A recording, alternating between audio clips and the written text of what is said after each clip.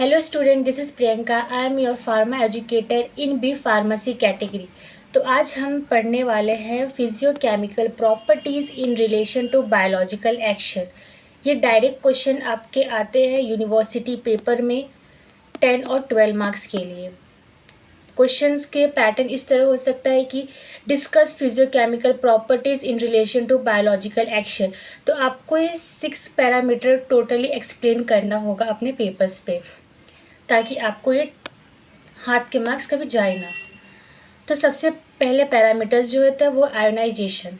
ये क्या है? ये डिग्री ऑफ आयोनाइजेशन है जो इफ़ेक्ट करते हैं आपके एब्जॉर्प्शंस और डिस्ट्रीब्यूशन पर। फिर आता है सॉल्युबिलिटी।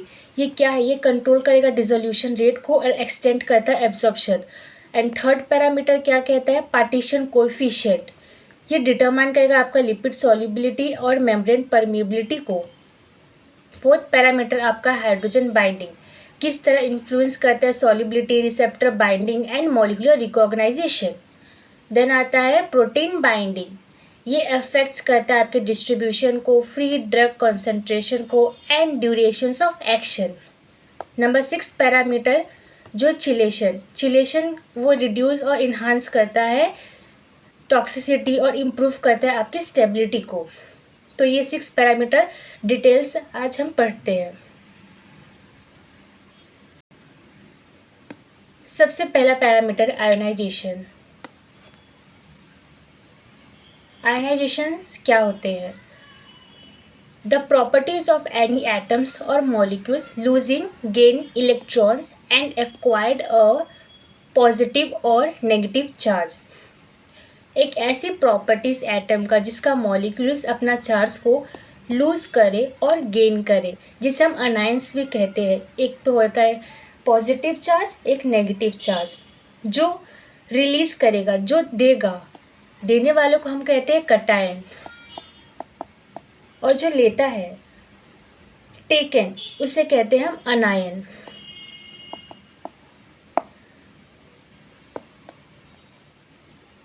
तब यहाँ पे आयोनाइजेशन क्यों लिखा गया है? जो आपका मॉलिक्यूल्स होते हैं, फॉर एग्जांपल जो भी आपने लिया NaCl which is sodium chloride, ये एक अनआयोनाइजेशन के फॉर्म में होता है।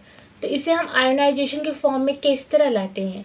ये ब्रेक डाउन होगा, एक इलेक्ट्रॉन लूज करेगा, एक गेन करेगा।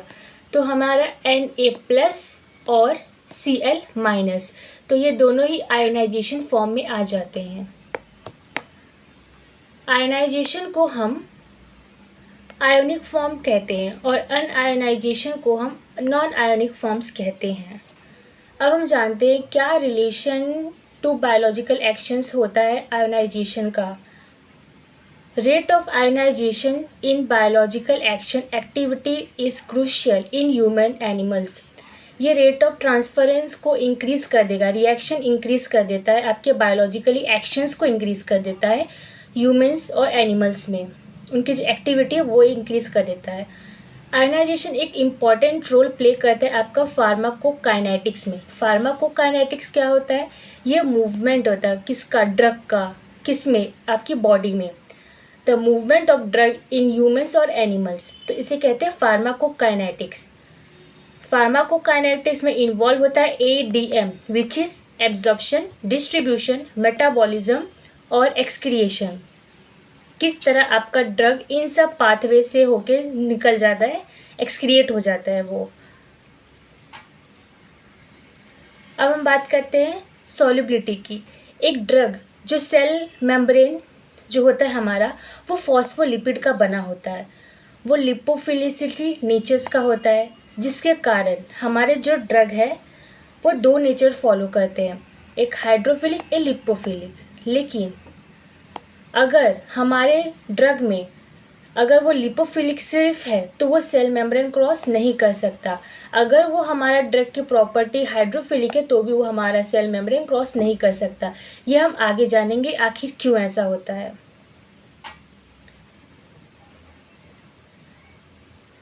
फार्माकोकाइनेटिक्स इन्वॉल्व क्यों है हमारे ADM में?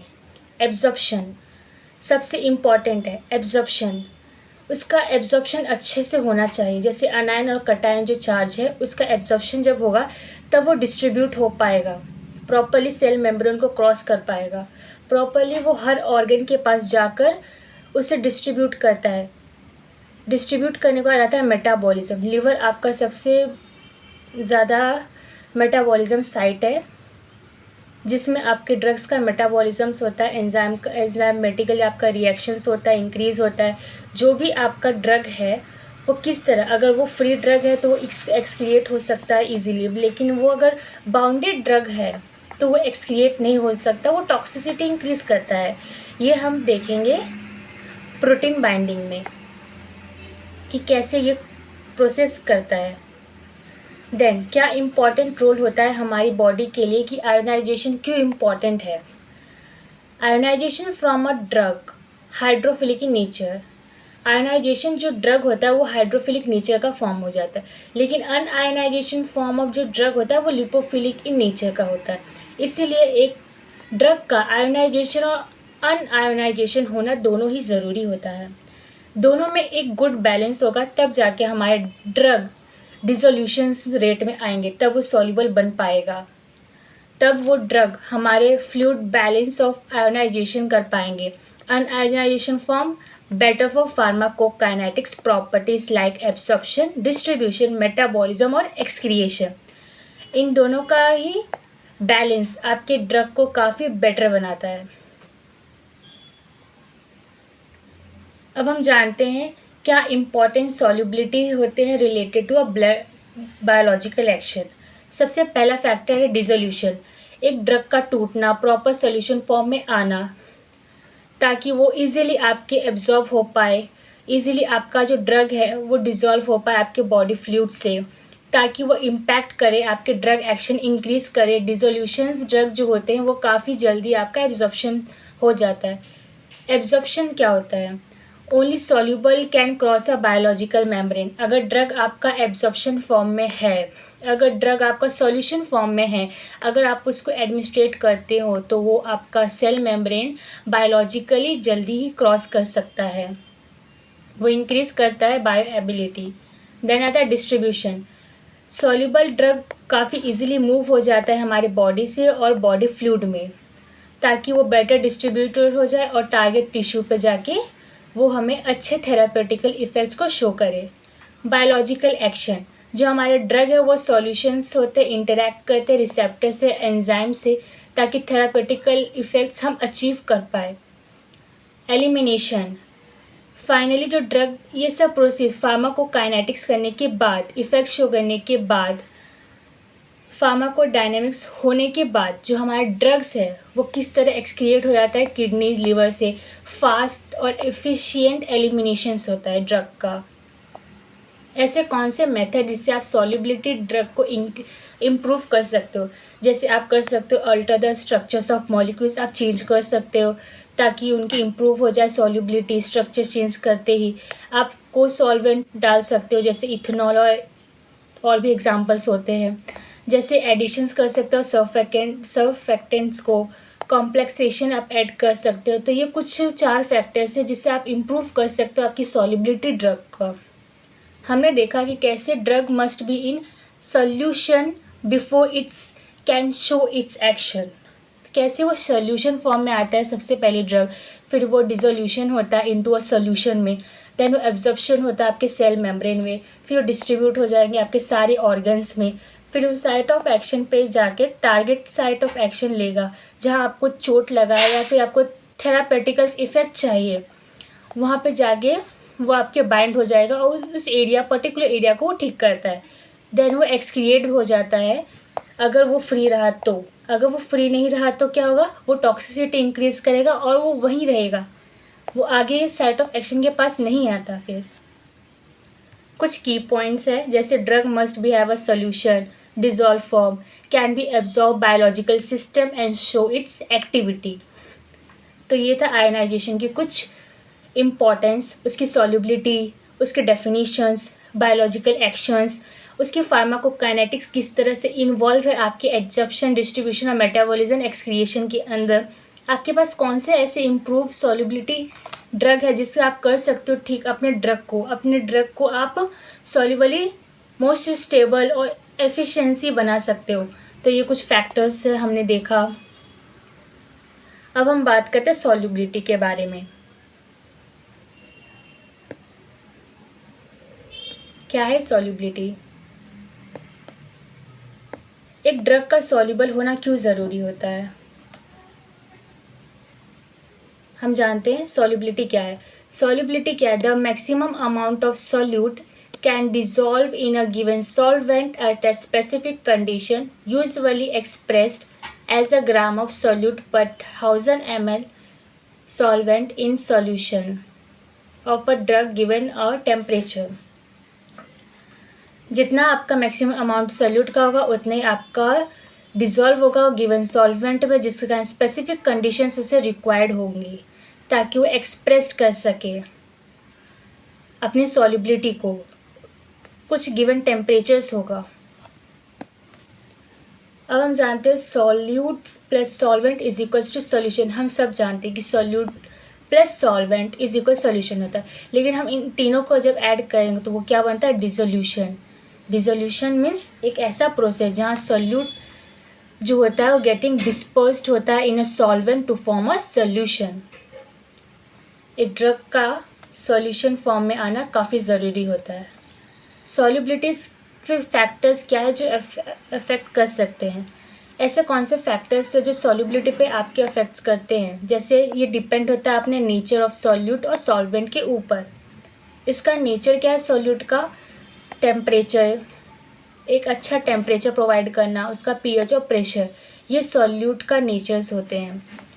जैसे like dissolve like, polar dissolve in polar, मतलब जो आपका पोलर होगा वो सिर्फ पोलर में डिज़ोल्व होगा। जैसे कि हाइड्रोफिलिक, जो नॉन पोलर डिज़ोल्व है इन नॉन पोलर, जैसे कि लिपोफिलिक।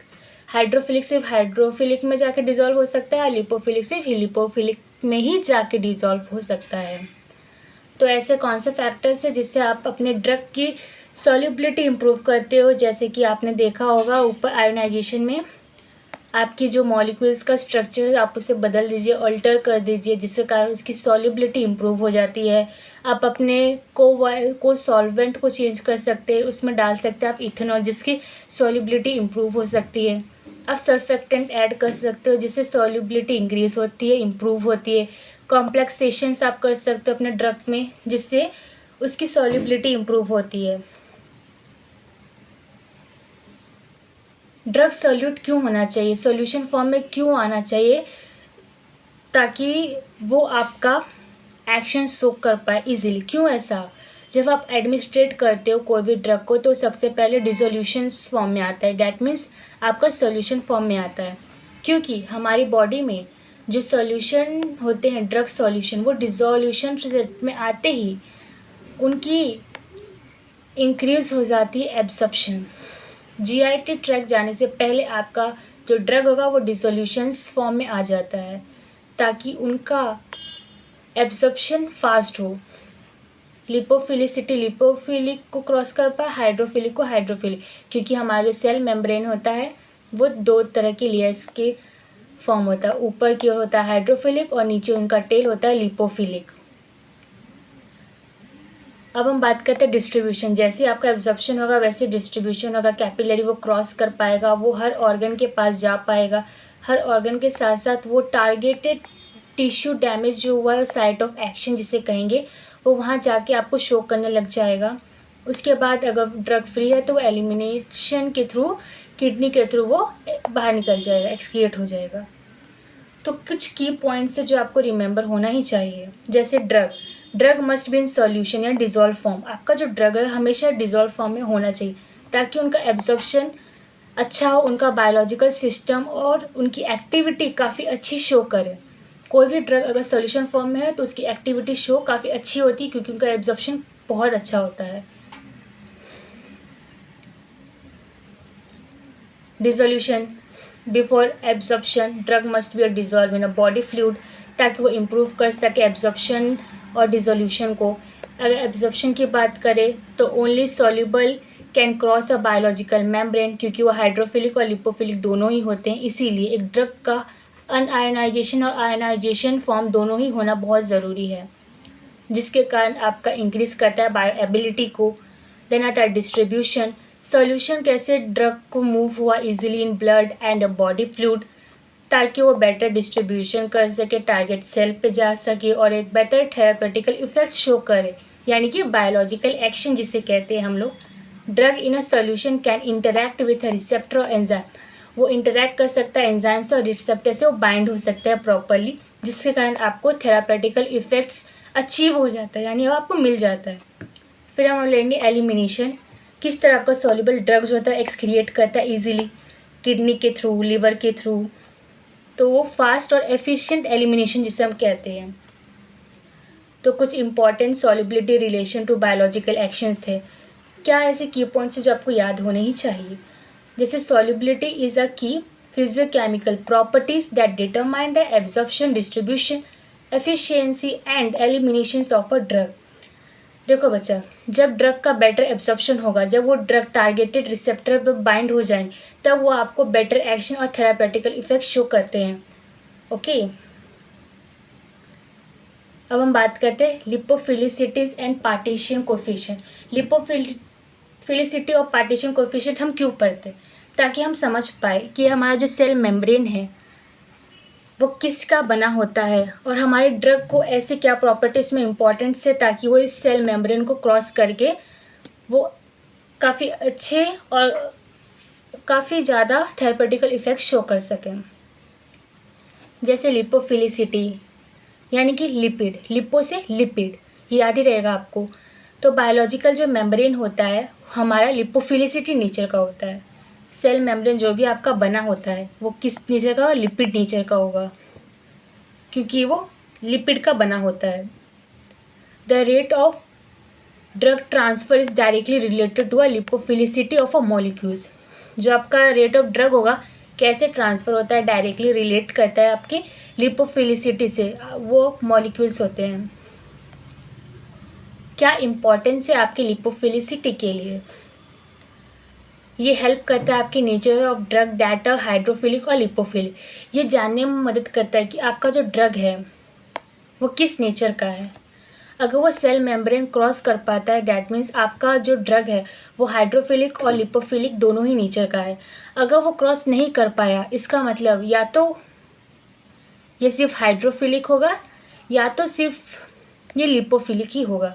अगर हाइड्रोफिलिक हुआ तो भी ये सेल में रिसेप्टर पर नहीं जा सकता, अगर लिपोफिलिक हुआ तो भी ये सेल के रिसेप्टर पर नहीं जा सकता, क्योंकि हमारे जो सेल के मेम्ब्रेन होते हैं जो ऊपर वाले आप देख रहे हो ये होता है हाइड्रोफिलिक, वाटर लवर्स होते हैं, और जिसका टेल है वो होता है लिपोफिलिक जो कि लिपिड्स के लवर्स होते हैं। ये इसे हम मेज़र करने के लिए दूसरे मेथड का यूज़ करते हैं, एक अलग से मेथड यूज़ करते हैं, सेपरेट मेथड यूज़ करते हैं, ताकि हम पता कर पाए कि हमारे ड्रग का नेचर क्या है। अगर वैल्यू हायर है दैट मीन्स लिपोफिलिक, अगर वैल्यू पार्टीशन कोफिशिएंट से कम है दैट आपका जो हाइड्रोफिलिक है नेचर का होता है आपका ड्रग। पार्टीशन कोफिशिएंट्स क्या है, इसके फॉर्मूला के बारे में जानते हैं। It is a ratio of concentrations of a compound drug in a two phase at a equilibrium। जो आपका कॉन्सेंट्रेशंस रेट होगा कंपाउंड का यानी ड्रग का वो दो फेज में होगा और इक्विलिब्रियम में होगा। जैसे कि के आपका पार्टीशन कोफिशिएंट को रिप्रेजेंट करता है। CO डैट मीन्स आपका कॉन्सेंट्रेशन ऑफ ड्रग लिपोफिलिसिटी यानी ऑर्गेनिक फेज रिप्रेजेंट करता है। CW ये आपका कॉन्सेंट्रेट करता है आपके ड्रग को और हाइड्रोफिलिक एक्वायर्ड करता है आपके फेज। अब हम बात करते हैं रिलेशन बायोलॉजिकल एक्टिविटी। अगर पार्टीशन कोएफिशिएंट होगा अच्छा तो आपका जो इफेक्ट्स होगा ड्रग का एब्जॉर्प्शन वो बहुत अच्छा होगा, डिस्ट्रीब्यूशन आपकी बॉडी में काफ़ी अच्छे होंगे बायोलॉजिकल सिस्टम में। जैसे कि हमने बारबिटोल एग्जांपल्स लेते हैं जिसका partition coefficient K is equals to 0.7 है और फिनोबारबिटोल का partition coefficient K is equals to 1। Okay, तो एग्जांपल्स भी आप मेंशन कीजिए जिसके कारण एग्जामिनर पे आप अच्छा इम्पैक्ट्स पड़ता है और आपको मार्क्स भी काफ़ी अच्छे मिलते हैं। डायग्राम, एग्जांपल्स, ये सब फ्लो चार्ट आप ड्रॉ करो, बनाओ, तो इससे एग्जामिनर काफ़ी खुश होता है कि हाँ बच्चे को कुछ आता है करके, तो वो और अच्छे मार्क्स आपको प्रोवाइड करता है आपके पेपर में। अब हम बात करते हैं पार्टीशन कोएफिशिएंट जिसका हम विजुअल करेंगे, विजुअलाइज करते हैं। समझिए आप क्या कोई भी हमने लिपोफिलिक लिया, जितना हम लिपोफिलिक यानी ऑर्गेनिक फेस कोई भी ड्रग हम उतना लेंगे जितना कि हम एक हाइड्रोफिलिक या एक्वस फेस लेंगे। ड्रग का अमाउंट हमारा समझो आपका कुछ 2 ग्राम है, तो वाटर आपका 2 के आसपास ही होना चाहिए, एट मीन 2 ml के आसपास। ओके, तो ये आपका सॉल्यूट है। जितना आपका ऑर्गेनिक होगा उतना ही आपका वाटर होगा। इसे कहते हैं इक्विलिब्रियम फेस। ये concentration of drug of two phase become a constant, ये दोनों का ही कॉन्सेंट्रेशन कांस्टेंट ही होगा। अब हम मोल ड्रग को एक्वायर्ड करते हैं फेस। अगर ड्रग ऑर्गेनिक फेस में है, दैट मीन्स अगर वो केस मोर देन 1 है, इसका मतलब कि लिपोफिलिक ड्रग है आपका। अगर मोर ड्रग इन एक्वस फेस, ज़्यादा पानी है, इसका मतलब लो कॉन्सेंट्रेशन, आपका पार्टीशन कोएफिशिएंट्स के जो होता है वो के से कम है, तो वो है हाइड्रोफिलिक ड्रग। एक क्विक समरी हम फटाफट देखते हैं क्या होता है। समरी ये है कि आपका बायोलॉजिकल मेम्ब्रेन ऑफ लिपोफिलिक होना चाहिए ताकि rate of drug transfer directly proportion हो जाए लिपोफिलिसिटी ऑफ मॉलिक्यूल्स में। जो लिपोफिलिसिटी होती है वो हेल्प करे आपको नोन कि ड्रग आपका नेचर, ड्रग का नेचर क्या है, हाइड्रोफिलिक है या लिपोफिलिसिटी है। ये बायोएबिलिटी भी डिसाइड करता है, जिसके कारण हम चाहे तो उसे सेपरेट मेथड से हम जान सकते हैं कि एक ड्रग में क्या क्या और कितने इक्विलिब्रियम है कि नहीं, हाई है कि लो है, लिपोफिलिसिटी है या नहीं है, हाइड्रोफिलिसिटी कितना है, फिर क्या वो इक्वल है कि नहीं है। ये सब हम एक सेपरेट मेथड के थ्रू हम जानते हैं। अगर के आपका हायर है तो आपका लिपोफिलिक होगा, अगर के आपका कम है तो आपका हाइड्रोफिलिक नेचर होगा। मैंने आपको बताया था कि के क्या होता है, वो पार्टीशन कोएफिशिएंट होता है। अब हम जानते हैं कि आपका इफेक्ट करता है ड्रग एब्जॉर्प्शन को, डिस्ट्रीब्यूशन में, बायोलॉजिकल सिस्टम में। अगर पार्टीशन कोएफिशिएंट आपका इक्वल आ रहा है, आपका परफेक्ट आ रहा है, दोनों का रेशियो सेम है, इसका मतलब आपका एब्जॉर्प्शन और डिस्ट्रीब्यूशन रेट बायोलॉजिकली एक्शन वो काफ़ी बहुत अच्छा करेगा, काफ़ी से ज़्यादा अच्छा करेगा। जैसे हमने एग्जाम्पल लिया था बार्बिटॉल, के is equals to 0.7, phenobarbital K is equals to less than 1, that means वो हाइड्रोफिलिक है। बार्बिटॉल आपका 0.7 है, यानी कि वो लिपोफिलिक नेचर का होता है। तो ये था आपका लिपोफिलिसिटी इन पार्टीशन कोएफिशिएंट।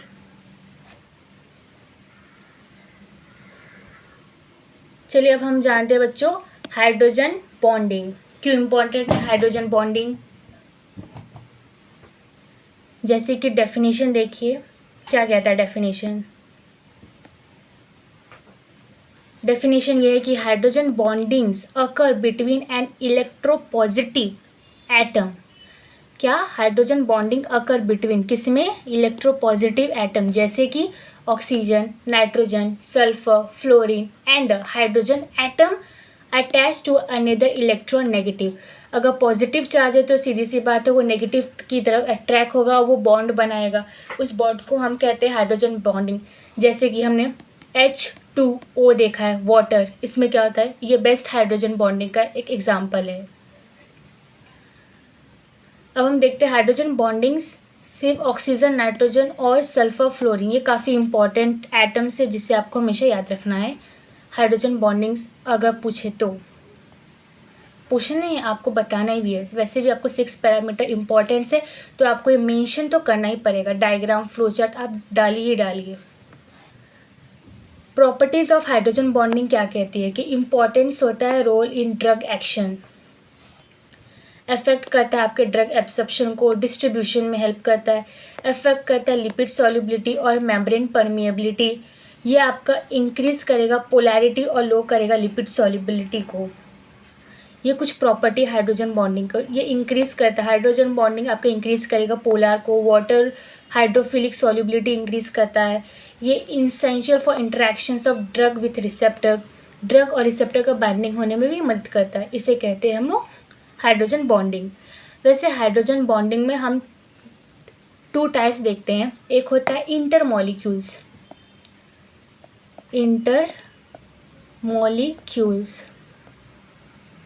एक होता है इंट्रामॉलिक्यूल। इंटरमॉलिक्यूल्स और इंट्रामॉलिक्यूल्स क्या होता है? इंटरमॉलिक्यूल्स जैसे कि हाइड्रोजन हाइड्रोजन 2 एटम के साथ बॉन्ड बनाए, इसे कहते हैं इंटरमॉलिक्यूल्स। इंट्रामॉलिक्यूल्स जैसे आपका एक ही मॉलिक्यूल्स में वो बॉन्ड बनाए। एग्जाम्पल हम लेते हैं सैलिसिलिक एसिड, ये आपका एग्जाम्पल है। सैलिसिलिक एसिड फॉर्म करता है intramolecular H bond, high lipid soluble होता है। इसमें जो बॉन्डिंग होती है वो इंट्रामोलिकुलर बॉन्डिंग होती है। ये आपकी लिपोफिलिसिटी इंक्रीज करता है। किस तरह आपके बेटर एंटीबैक्टीरियल एक्शंस को बढ़ाता है। ये सबसे जल्दी पेनिट्रेट होगा आपके सेल मेम्ब्रेन में, क्योंकि ये लिपिड रिच होते हैं सेल मेम्ब्रेन के लिए। हमने देखा कि ऐसे पार्टीशन कोएफिशिएंट्स इंपॉर्टेंट होता है। सेम हाइड्रोजन बॉन्डिंग में भी ये इंपॉर्टेंट है। आपका ratio concentration compound of drug to phase equilibrium होना ही चाहिए। जैसे लिपोफिलिसिटी ऑर्गेनिक कंपाउंड होता है, हाइड्रोफिलिसिटी वाटर होता है। K इज टू CO और CW, ये आपका इंपॉर्टेंट फार्मूला होता है पार्टीशन कोफिशिएंट का, जहाँ पे K रिप्रेजेंट करता है पार्टीशन कोफिशिएंट को, CO रिप्रेजेंट करता है आपको concentration of drug in lipophilic यानी आपकी ऑर्गेनिक फेस को। फिर CW क्या, concentration of drug in hydrophilic जो एक्वस फेस में होता है। क्या इंपॉर्टेंस है आपके ड्रग एक्शंस के लिए। Since biological membranes are lipophilic in nature, rate of drug transfer directly related to lipophilicity of the molecules। मैंने आपको ऊपर कैसे बताया था कि आपके सेल मेम्ब्रेन किसका बने होते हैं, लिपिड का, और उसके ऊपर के मेम्ब्रेन हाइड्रोफिलिक होते हैं और इन अंदर वाले जो होंगे लिपोफिलिक होते हैं। लेकिन आपका जो सेल मेम्ब्रेन है वो बने होते हैं लिपोफिलिक की नेचर के होते हैं, जो कि हेल्प करता है know the nature of drug that is hydrophilic और लिपोफिलिक फॉर द सॉल्युबिलिटी। ये हेल्प करता है। It's can measure through a separate method कि अगर हाई है तो लिपोफिलिसिटी, लो है तो हाइड्रोफिलिसिटी। एग्जाम्पल में हमने बार्बिटोल और फिनोबार्बिटोल का लिया था। क्यों इम्पोर्टेंस है सॉल्युबिलिटी का हाइड्रोजन बॉन्डिंग्स में, क्या आखिर इंटरेक्शंस होता है आपके रिसेप्टर के साथ। तो जितनी अच्छी आपकी बॉन्डिंग होगी उतनी अच्छी आपकी रिसेप्टर में आपका ड्रग बाइंडिंग भी अच्छी होती है। जैसे कि आपका नेचर ऑफ अ ड्रग देखा है, सॉल्यूशन टू इंटरैक्ट करता है रिसेप्टर से, वो काफ़ी इंपॉर्टेंट है। हाइड्रोजन बॉन्डिंग काफ़ी इंपॉर्टेंट प्ले करता है रोल को, ताकि इंटरेक्शन हो पाए। ये हेल्प करता है प्रॉपर बाइंडिंग, और ये इसकी एक्टिविटी जो होती है ड्रग और विथ रिसेप्टर उसे इम्प्रूव और प्रॉपर कर पाए। ये आपका रिसेप्टर है, ये आपका ड्रग है, और ये आपके वो बॉन्ड है। तो ये थी हाइड्रोजन बॉन्डिंग। अब हम जानते हैं प्रोटीन बाइंडिंग। हमने देखा था कि किस तरीके से आपका जो ड्रग है वो एलिमिनेट हो रहा था, एक्सक्रिएट हो रहा था, पर कैसे हो रहा था। और हमने ये भी कहा था कि कुछ ड्रग एलिमिनेट नहीं होते, वो टॉक्सिसिटी इंक्रीज करता है। आखिर क्यों, कि उसे बाइंडिंग पे डिपेंड होता है, किसके, प्रोटीन के। तो प्रोटीन एक तरह से करियर का काम करता है। वो ड्रग को, आपके ड्रग को कैपिलरी से, ब्लड से उस ऑर्गन, उस टारगेटेड टिश्यू तक लेके जाता है जहाँ पे आपका डैमेज हो। लेकिन अगर वो इरिवर्सिबल रहा तो वो टॉक्सिसिटी क्रिएट कर सकता है। इसीलिए एक ड्रग का आपके लिए प्रोटीन और ड्रग ये दोनों ही फ्री बॉन्डिंग करना चाहिए। जैसे कि इम्प्रूव प्रोटीन बाइंडिंग, अगर हाई प्रोटीन बाइंडिंग रहा तो आपका जो ड्रग कॉन्सेंट्रेशन है वो डिक्रीज़ कर देगा, आपकी एक्टिविटी इंक्रीज हो जाती है। ये प्रोटीन बाउंड ड्रग है और ये plasma protein of a drug. की कॉन्सेप्ट क्या है हम वो जानते हैं। किस तरह से वो इफ़ेक्ट्स करता है, डिस्ट्रीब्यूशन करता है, हाफ लाइफ में किस तरह से वो इफ़ेक्ट शो करेगा आपका मेटाबॉलिज्म्स और एक्सक्रिएशन में। डिस्ट्रीब्यूशन, अगर ड्रग हाई बाइंडिंग करे तो वो में डिस्प्लेस कर सकता है ड्रग को, ड्रग का इंटरेक्शन इंक्रीज हो जाता है। हाफ लाइफ, जो हमारा प्रोटीन बाइंडिंग है वो एक्ट्स करता है रिजर्वॉयर्स, यानी कि प्रोलॉन्ग हाफ लाइफ तक वो रहता है। मेटाबॉलिज्म, मेटाबॉलिज्म में देखा किस तरीके से आपका डिक्रीज़ होता है metabolism by a limit free drug available. अगर आपका फ्री ड्रग अवेलेबल है लिमिटिंग्स में तो वो डिक्रीज़ हो जाता है उनका मेटाबॉलिज्म। और एक्सक्रीशन की बात करें तो only free drug is filter binding can reduce excreted rate. आपकी जो ड्रग है, जैसे आपने सुना होगा कभी भी, या फिर आज हम अच्छे से जान लेते हैं क्या होता है। आपका जो ड्रग है वो प्रोटीन से जाके हेल्प लेता है एक तरीके से, और प्रोटीन क्या करता है, इस ड्रग को साइट ऑफ एक्शन के पास ले जाता है। यानी कि ये ड्रग अब बन गया ड्रग कैरियर प्रोटीन। ये प्रोटीन आपका ड्रग को लेके साइट ऑफ एक्शन के पास जाता है, और वो उसे जाने के बाद यहाँ से प्रोटीन वापस से रिवर्सिबल होके वो ब्लड के पास चला जाता है। लेकिन जो आपका ड्रग है वो आपके साइट ऑफ इफ़ेक्ट्स पे आ जाता है, जहाँ पे आपका डैमेज हुआ हो टिश्यू।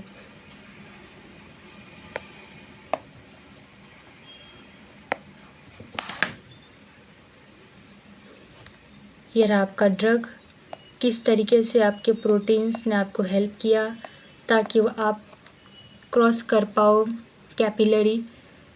तो एक तरह से प्रोटीन आपका करियर का काम करता है, कैरिंग करता है, ट्रांसपोर्ट का काम करता है, ताकि ड्रग अपने साइट ऑफ एक्शन शो करे, वो डैमेज टिश्यू के पास चला जाए। ये आपका कुछ डैमेज टिश्यू है जिसके पास वो चला जाए, तो वो जाता भी है।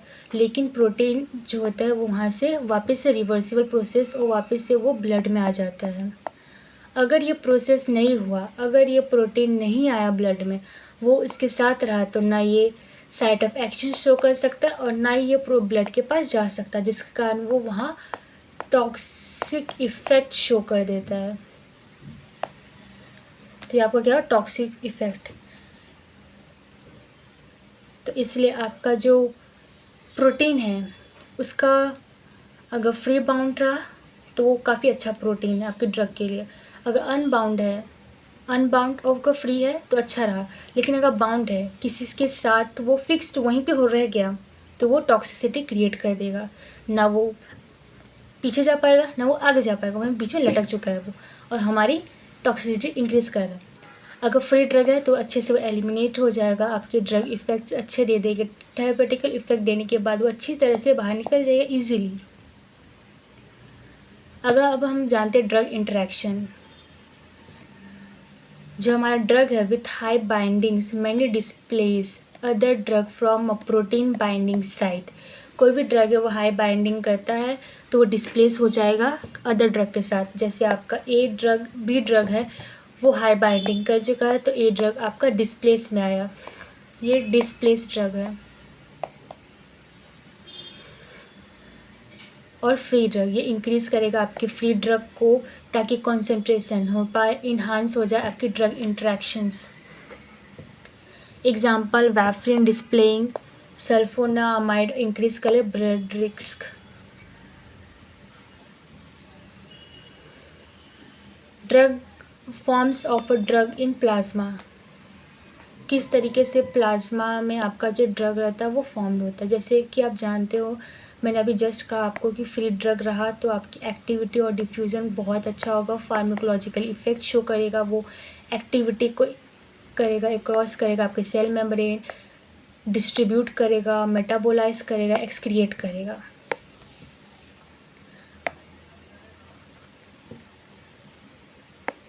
फिर हम जानते हैं बाउंड ड्रग क्या होता है, ये इनएक्टिव होता है, नॉन डिफ्यूज़न होता है।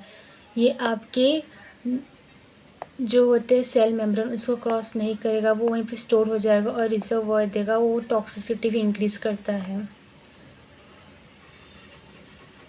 प्राइमरी और सेकेंडरी इंटरेक्शंस क्या होता है, जैसे ही अपने जानते हो कि प्राइमरी इंटरेक्शंस जो होते हैं वो रिस्पॉन्सिबल होते हैं थेरापेटिकल इफ़ेक्ट्स के लिए, बट जो सेकेंडरी इंटरेक्शंस होता है वो स्टोर करेगा, ट्रांसपोर्ट ना करके वहीं पे एक जगह रह जाएगा, साइड इफ़ेक्ट को हमें शो करने लग जाएगा। प्राइमरी इंटरेक्शन का जो नेचर होता है रिवर्सिबल होता है, लेकिन मोस्ट ऑफ द इरिवर्सिबल होता है। जैसे कि मैंने आपसे कहा प्रोटीन ना आगे जा पाता ना पीछे जा पाता, वहीं पे उसके साथ ड्रग के साथ रहता है, उसे कहते हैं इरिवर्सिबल प्रोसेस। एग्जाम्पल में हम लेते हैं प्राइमरी इंटरेक्शंस के लिए electrostatic hydrogen bonding van der Waals force. Secondary interaction का एग्जाम्पल आता है covalent bonding strong ionic interaction. अगर आउटकम की बात करें तो प्राइमरी इंटरेक्शंस जो होते हैं वो ड्रग एक्टिविटी एक्सर्ट इफेक्ट्स आपको शो करेगा, लेकिन वहीं पर ड्रग में भी आपका कॉज करता है, आपके साइड इफ़ेक्ट को शो कर देता है। ये आपकी सेकेंडरी इंटरेक्शन। तो सेकेंडरी इंटरेक्शंस नहीं होना चाहिए बिल्कुल भी ड्रग के साथ हमारी बॉडी में, नहीं तो हमारी टॉक्सिसिटी इंक्रीज होगी, फिर हमें और कुछ बीमारी हो जाएगी और फिर हमें और मेडिसिन लेना पड़ जाएगा उसके ऊपर।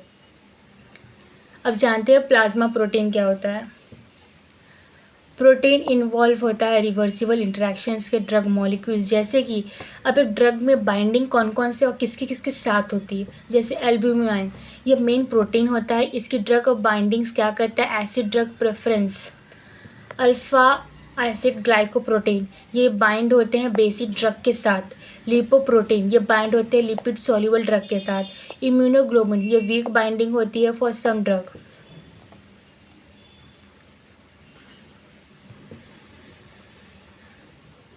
क्विक रिवीजन करते हैं कि क्या हमने अभी प्रोटीन बाइंडिंग में सीखा। तो सबसे पहले आपका ड्रग जो होता है वो फ्री ड्रग होना। जो आपका ड्रग होता है वो बाइंड करेगा प्रोटीन से, जो कि वो अगर फ्री प्रोटीन बाइंडिंग हुआ तो फार्माकोलॉजिकल एक्टिव काफ़ी अच्छा शो करता है। प्रोटीन बाइंडिंग प्रोलॉन्ग रहा, हाफ लाइफ को इंक्रीज करेगा, एक्ट करेगा, रिजर्वॉयर करेगा। हाई बाइंडिंग होता है तो ड्रग इंटरेक्शंस डिस्प्लेस हो जाता है, डिस्प्लेसमेंट करता है। प्राइमरी इंटरेक्शंस गिव आपको थेरापेटिकल इफेक्ट्स देगा, वहीं पर सेकेंडरी आपको साइड इफेक्ट्स देगा। तो ये आपका था प्रोटीन बाइंडिंग।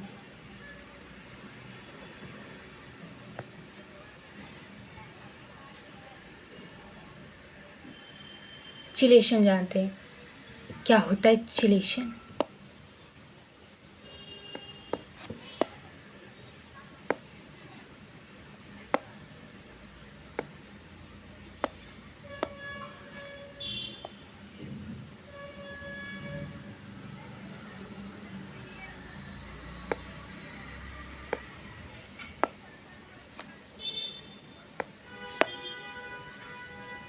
चिलेशन जानते होंगे आप, हीमोग्लोबिन में आपका आयरन प्रेजेंट होता है, आयरन जो कि मेटेलिक फॉर्म है।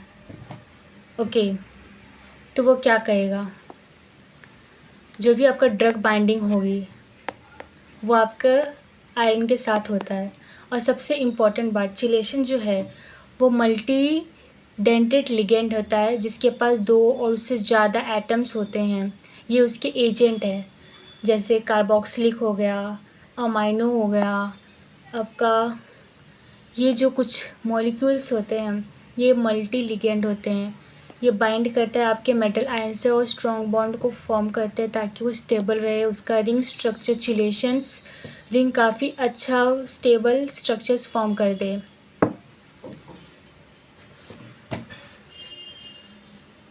एग्ज़ाम ओरिएंटेड आप अगर देखो तो आपके कुछ एग्जांपल है टेट्रासाइक्लिन यानी कि Ca2 पॉजिटिव, कैल्शियम और मैग्नीशियम। अगर ये आपके बॉन्ड हो जाते हैं आपके ब्लड के साथ, अगर ये लिगेंड आ जाते हैं तो ये आपके एब्जॉर्प्शन को डिक्रीज़ कर देता है। ये काफ़ी डेंजरस हो जाता है ब्लड के लिए।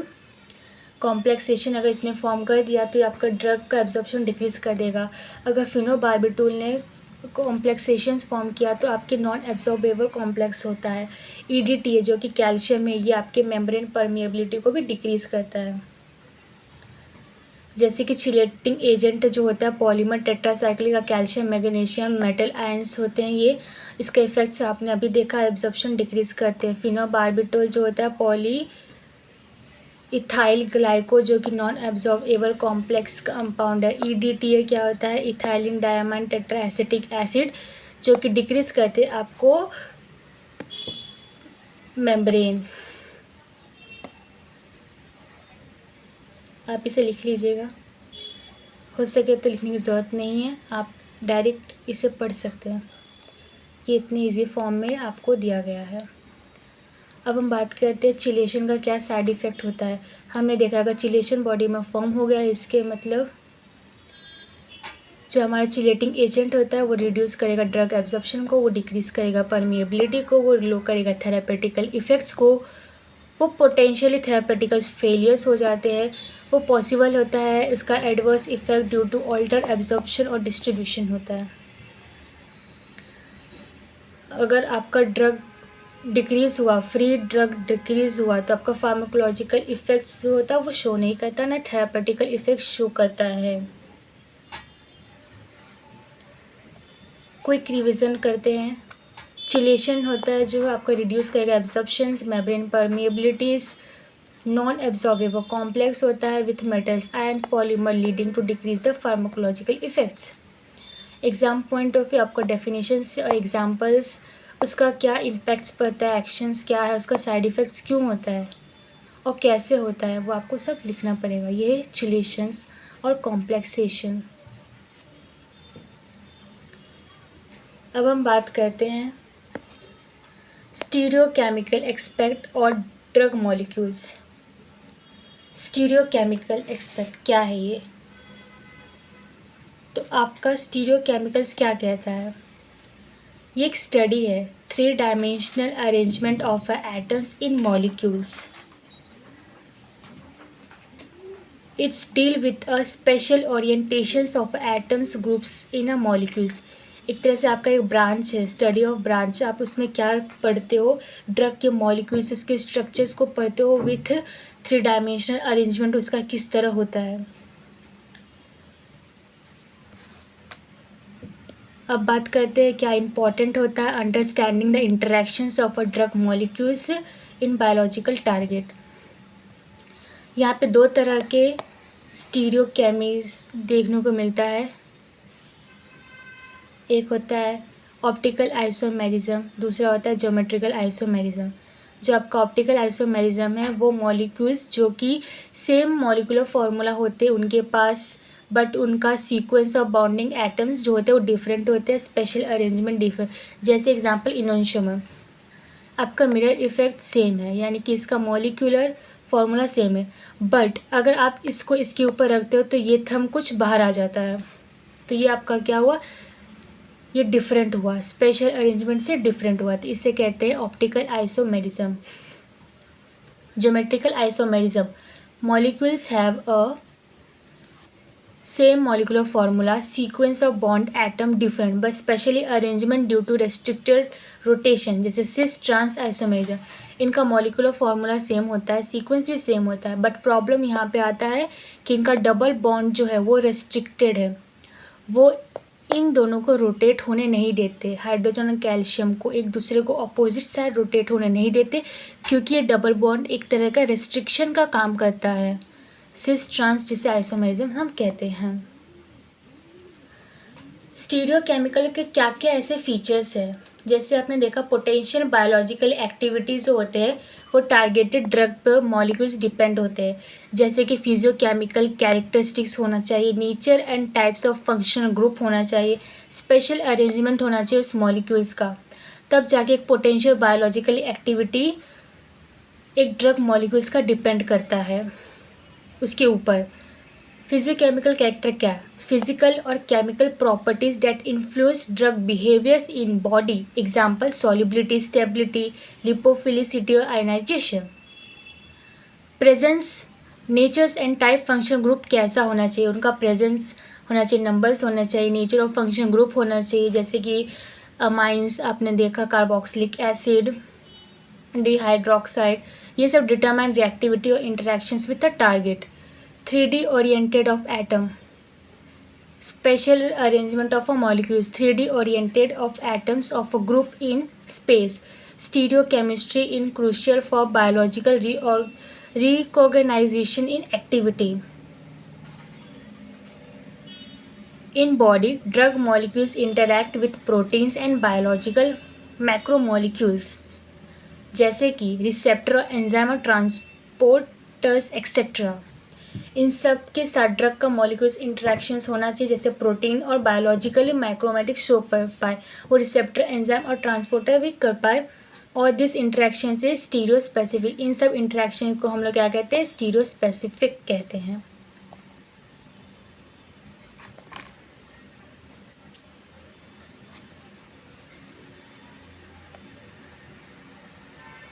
The the potential biologically activities of a drug molecules depend on key points जानते हैं. Target specificity.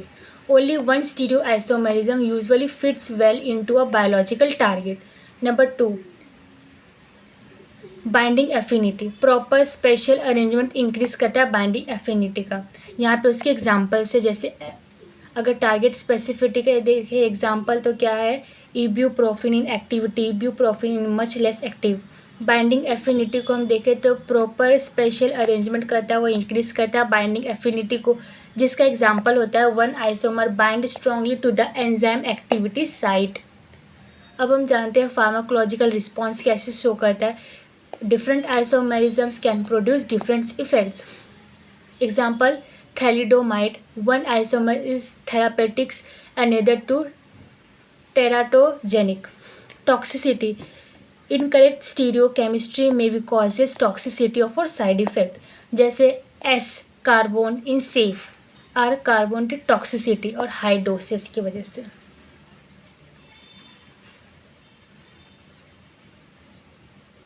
क्विक रिविजन कहते हैं.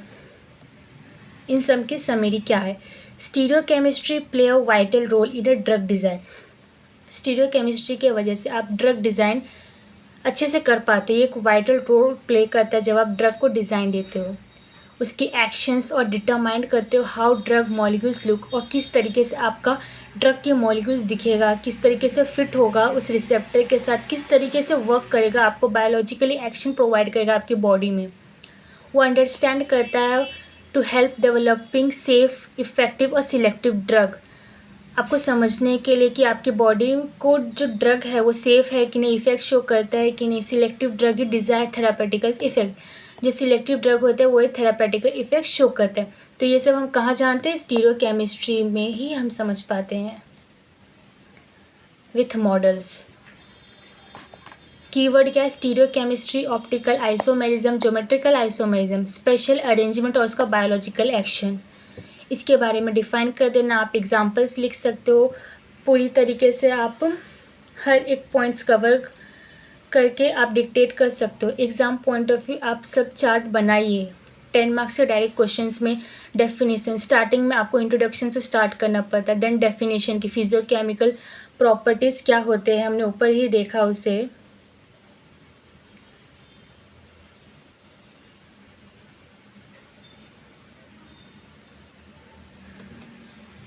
आयनाइजेशंस क्या होते हैं उसके डेफिनेशंस, उसके एग्जांपल. देन सॉल्युबिलिटी क्या होते हैं उसके एग्जांपल्स. फिर पार्टीशन कोएफिशिएंट्स के examples with definitions. Flow chart उसके एग्जांपल, उसके ड्रग. देन हाइड्रोजन बॉन्डिंग कैसे होते हैं, उनके 2 टाइप्स क्या है, कौन से हैं. देन प्रोटीन बाइंडिंग का करियर में हेल्प क्यों करता है, कौन से ऐसे प्रोटीन है जो कि प्लाज्मा और प्रोटीन के साथ बाइंड बनाता है और रिवर्सिबल अच्छे बाइंड्स बनाते हैं, उसके एग्जांपल. सिर्फ फ्री ड्रग ही आपको फार्माकोलॉजिकल एक्शन शो करते हैं, ये भी आप मेंशन कीजिए उसके एग्जांपल के साथ. फिर आता है चिलेशन में क्या होता है, involve bindings drug with a metal ion to stable complex can enhance activity. उसकी टॉक्सिसिटी रिड्यूस करेगा, स्टेबिलिटी इंक्रीज करता है. देन बायो एसोटेरिज्म्स रिप्लेस करता है किस तरह एटम्स को group of another atoms with similar properties, retain करता है, इम्प्रूव करता है उसकी एक्टिविटी. और बेस्ट एग्जांपल आपने EDTA लिया, इथाइल डायमंड टेट्राएसिटिक एसिड को, जिससे चिलेटिंग मेटल्स आयंस कहते हैं. तो क्विक समरी हम देखते हैं इन 6 फैक्टर्स और 6 पैरामीटर्स के बारे में. तो सबसे पहले आपका आता है आयोनाइजेशन. आयोनाइजेशंस में आपने क्या किया, सबसे पहले आपका आयोनाइजेशन है क्या, उसने क्या कहा कि डिग्री ऑफ आयोनाइजेशन pK और pH वैल्यू हमें उससे पता चलता है क्या है, जिसके कारण बायोलॉजिकल एक्शन में हमें क्या शो होता है, एब्जॉर्प्शन, डिस्ट्रीब्यूशन, मेटाबॉलिज्म और एक्सक्रिएशन, ADME. सॉल्युबिलिटी में हमने जाना किस तरह सॉल्युबिलिटी वाटर और लिपिड दोनों ही मेंटेन होना चाहिए, एक ड्रग के लिए बैलेंस होना चाहिए ताकि वो डिसोल्यूशन रेट हो पाए, एब्जॉर्प्शन और बायोएबिलिटी रिएक्शंस हमारे फास्ट हो पाए, और टारगेटेड टिश्यू डैमेज या टारगेटेड साइड इफ़ेक्ट एरिया में जाके वो टारगेट को अचीव कर पाए. पार्टीशन कोएफिशिएंट्स में हमने देखा किस तरह लिपिड वाटर का पार्टीशन कोएफिशिएंट का फॉर्मूला हमने देखा था, K=C और CW/O, यानी कि ऑर्गेनिक और वाटर, इस W यानी वाटर, ये हमने देखा था पार्टीशन कोएफिशिएंट में किस तरह वो मेम्ब्रेन परमेबिलिटी और डिस्ट्रीब्यूशन होने में हमारी मदद करता है एक ड्रग के लिए। प्रोटीन बाइंडिंग क्या है? बाइंडिंग प्लाज्मा प्रोटीन्स जो होते हैं वो फ्री ड्रग लेवल रहा, ड्यूरेशन और इंटरेक्शंस को बताता है। चिलेशन क्या बताता है कि मेटल आयन बाइंडिंग और स्ट्रक्चर एनालॉग एक्टिविटी इन्हांस किस तरह हम अपनी टॉक्सिसिटी को कम कर सकते हैं, किस तरह हम स्टेबल कर सकते हैं। तो ये कुछ 6 पैरामीटर्स आप पढ़ लीजिएगा। ये फ्लो चार्ट्स आपकी मदद कर सकता है आपके पेपर में, हो सके तो आप इसे अच्छे से बाय हार्ट कर लीजिएगा। Thank you. मिलते हैं नेक्स्ट लेक्चर में इम्पॉर्टेंट क्वेश्चंस के साथ।